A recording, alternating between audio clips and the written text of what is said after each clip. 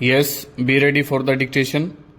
Start. If the petitioner was aggrieved by a judicial order of the High Court, remedies were available to him under Article 136. Stop. As a member of the bar, the petitioner should know better than to question the conduct of a judicial proceeding before the High Court in a writ petition under Article 32 of the Constitution. Stop. This is yet another instance of reckless allegations being levelled against judges of the High Court in a proceeding where the correctness of the orders passed by the High Court is not in issue. Necessary parties to that proceeding are not before the court, and though the legality of a judicial order cannot be questioned in an original proceeding under Article 32 stanza. We would now deal with the relief which has been sought in terms of prayer. Stop. The petitioner seeks the evolution of a set procedure for constituting benches and allotment of cases to different benches in this court. Stop.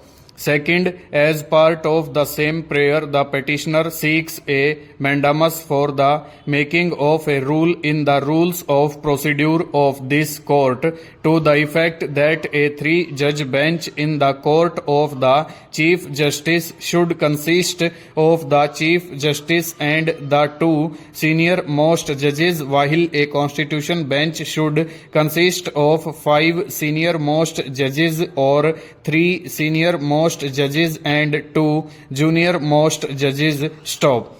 Third, the petitioner seeks a bifurcation of this court into what he describes as a Supreme Criminal Court with similar divisions to hear PIL, tax, service, land disputes and miscellaneous matters, etc. Stop stanza.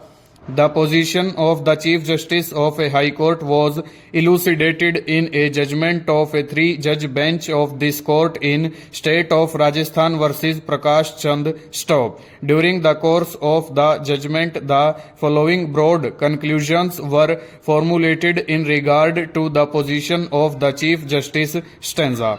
Recently, a constitution bench of this court in Campaign for Judicial Accountability and Reforms versus Union of India held that the principle which was noticed and recognized in the decision of this court in Prakash Chand Supra in relation to the jurisdiction and authority of the Chief Justice of the High Court must apply proprio vigore as regards the power of the Chief Justice of India.